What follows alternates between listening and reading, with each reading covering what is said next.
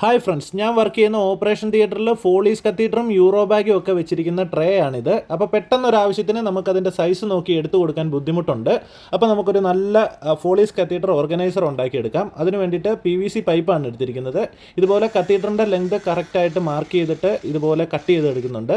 4 പീസുകൾ നമ്മൾ ഇതുപോലെ ഒരേ ലെങ്തിൽ കട്ട് ചെയ്തെടുത്തിട്ട് അത് തമ്മിൽ കൂട്ടി ഒട്ടിക്കാൻ വേണ്ടി ഇതുപോലെ ഗ്രൈൻഡ് ചെയ്ത് കൊടുക്കുന്നുണ്ട്. എന്നിട്ട് ഫ്ലഷ് ക്യൂക്ക് വെച്ച് ഇതുപോലെ രണ്ട് പീസുകളായിട്ട് ഒട്ടിച്ചെടുക്കുന്നുണ്ട്. ഇതിൻ്റെ മേളിലേക്ക് രണ്ടാമത്തെ ആ ഒരു സെറ്റ് നമുക്ക് ഒട്ടിച്ചെടുക്കണം. നല്ല സ്ട്രോങ് ആയിട്ട് ഒട്ടിയിരിക്കാൻ വേണ്ടിയിട്ടാണ് അങ്ങനെ ഗ്രൈൻഡ് ചെയ്ത് കൊടുക്കുന്നത്. ഇനി ഈ 4 പൈപ്പിൻ്റെ പീസുകൾക്ക് നമുക്ക് ഒരു എൻഡ് ക്യാപ്പ് ഉണ്ടാക്കി കൊടുക്കണം. അതിന് വേണ്ടിയിട്ട് റബ്ബറിൻ്റെ മെറ്റീരിയലാണ് ഇതുപോലെ കട്ട് ചെയ്തെടുക്കുന്നത്. സെയിം അളവുള്ള PVC പൈപ്പ് ഇതുപോലെ പ്രസ് ചെയ്ത് റൊട്ടേറ്റ് ചെയ്തിട്ടാണ് കറക്റ്റ് റൗണ്ടിൽ നമ്മൾ ആ ഒരു ക്യാപ്പ് ഇതുപോലെ ഉണ്ടാക്കിയെടുക്കുന്നത്. എന്നിട്ട് അറാൾഡേറ്റിൻ്റെ പശ മിക്സ് ചെയ്തിട്ട് ആ 4 ക്യാപ്പുകളും ഇതുപോലെ ഒട്ടിച്ചു കൊടുക്കുന്നുണ്ട്. ഇനി നമ്മൾ യൂറോ ബാഗിൻ്റെ അളവ് മാർക്ക് ചെയ്തിട്ട് ഇതുപോലെ ഡയമീറ്റർ കൂടിയ ഒരു PVC പൈപ്പിൻ്റെ പീസ് ഇതുപോലെ കട്ട് ചെയ്തെടുക്കുന്നുണ്ട്. എന്നിട്ട് മെഷർമെൻറ്റ് മാർക്ക് ചെയ്തിട്ട് ഈ കാണുന്ന രീതിയിൽ നമ്മളത് കട്ട് ചെയ്തെടുക്കുന്നുണ്ട്.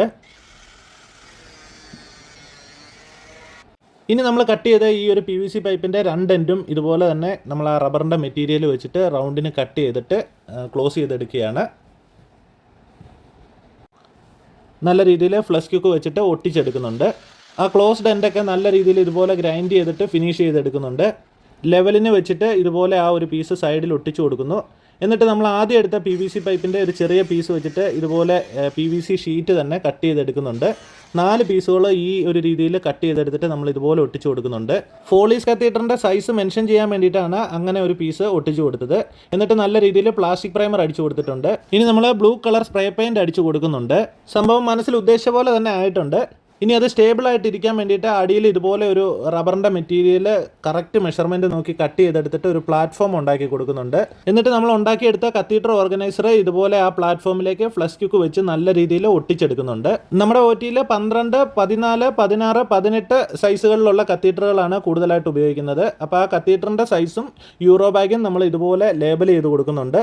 ഫോളീസ് കത്തീഡറുകളും യൂറോ ബാഗും വളരെ നീറ്റായിട്ട് അറേഞ്ച് ചെയ്ത് വെക്കാൻ വേണ്ടിയിട്ട് നമ്മൾ ഉണ്ടാക്കിയ ഈ ഒരു കത്തീഡർ ഓർഗനൈസർ സ്പോൺസർ ചെയ്തിരിക്കുന്നത് അനസ്തേഷ്യ ഡിപ്പാർട്ട്മെൻറ്റിലെ അസിസ്റ്റൻറ്റ് പ്രൊഫസറായിട്ടുള്ള അഖിൽ സാറാണ്. അപ്പോൾ സാറിന് ഒരുപാട് നന്ദി. പല സൈസിലുള്ള കത്തീഡറുകളെല്ലാം ഒറ്റ ട്രേയിൽ ഇതുപോലെ ഒരുമിച്ചിരിക്കുമ്പോൾ രാവിലെ സർജറി ഡേക്ക് നമ്മൾ കത്തീഡറൈസേഷൻ സെറ്റൊക്കെ ചെയ്യുമ്പോഴത്തേക്കും അതിൻ്റെ അകത്തുനിന്ന് സൈസ് നോക്കി എടുക്കലൊക്കെ ഒരുപാട് കൺഫ്യൂസിംഗ് ആണ്. തന്നെയല്ല ഒരുപാട് സമയവും നമുക്ക് നഷ്ടപ്പെടും. ഇതിപ്പോൾ വളരെ ഈസി ആയിട്ട് സൈസ് നോക്കി നമുക്ക് കത്തീഡർ എടുത്ത് സെറ്റ് ചെയ്യാം. ഇതുപോലെ നമ്മൾ ഡിഫറൻറ്റ് സൈസിലുള്ള സക്ഷൻ ട്യൂബുകൾ അറേഞ്ച് ചെയ്യാൻ വേണ്ടിയിട്ട് ഒരു ഓർഗനൈസർ 1 വർഷം മുമ്പ് ഉണ്ടാക്കിയിരുന്നു. അതൊക്കെ വളരെ നീറ്റായിട്ട് ഇപ്പോഴും ഉപയോഗിക്കുന്നുണ്ട്. അപ്പോൾ വീഡിയോ ഇഷ്ടപ്പെട്ടിട്ടുണ്ടെങ്കിൽ ലൈക്കും കമൻറ്റും ഒക്കെ ചെയ്യുക. Thank you for watching this video. Thank you.